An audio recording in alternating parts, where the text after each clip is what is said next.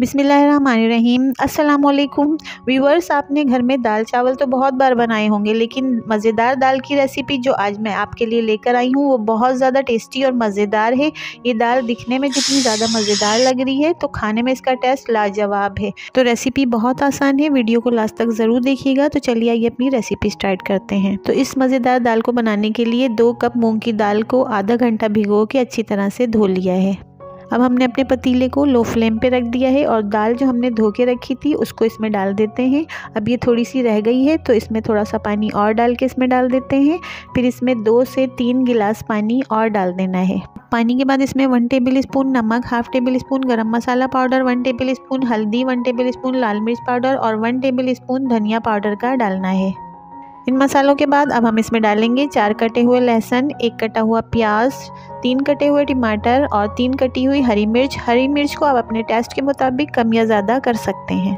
सारे मसालों को इसमें डालने के बाद इसको दाल के साथ अच्छी तरह से मिक्स कर लेना है और फिर इसको कवर करके थोड़ी देर पकाना है। और इसका कवर थोड़ा सा खुला रखना है ताकि बॉयल आने की वजह से ये बाहर ना निकलने पाए। तो इसको पकते हुए अब थोड़ी देर हो गई है और दाल के साथ टमाटर और प्याज भी थोड़े सॉफ्ट हो गए हैं। तो अब चमचे की मदद से इसको अच्छी तरह से घोट लेना है और फिर इसको कवर करके थोड़ी देर और पकाना है।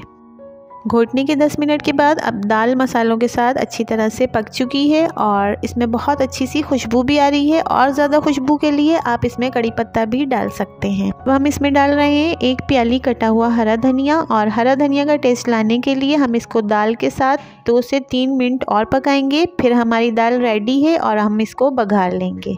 दाल अब बिल्कुल रेडी है तो अब हम इसको बघारेंगे। बघारने के लिए हम साबुत लाल मिर्च, कटे हुए लहसुन, ज़ीरा और हरी मिर्च का इस्तेमाल करेंगे। तो ऑयल गरम है, सबसे पहले ऑयल में साबुत लाल मिर्च डालनी है और इनको लाइट ब्राउन होने तक फ्राई करना है।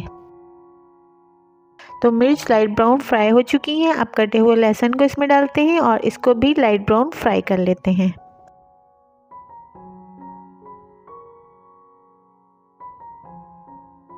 लहसुन के बाद इसमें कटी हुई हरी मिर्च और ज़ीरा भी डाल देना है और इनको भी इसमें थोड़ी देर फ्राई करना है।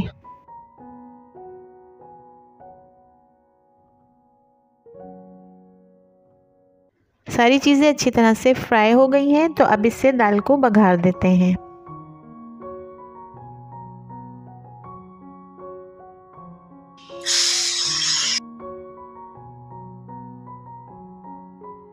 बघारने के बाद हमारी दाल बिल्कुल रेडी हो चुकी है और इसमें से बहुत अच्छी सी खुशबू भी आ रही है। तो अब हम इसको चावल पे डाल देते हैं। चावल को हमने ज़ीरे से बघार के पहले ही बॉईल कर लिया है।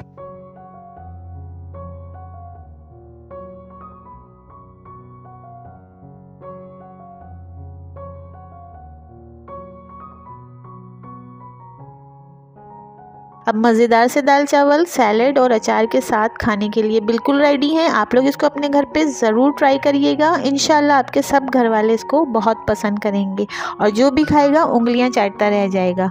अगर आपको मेरी वीडियोस पसंद आती हैं तो मेरी वीडियोस को फ्रेंड्स के साथ शेयर करना और मेरे चैनल को सब्सक्राइब करना मत भूलिएगा।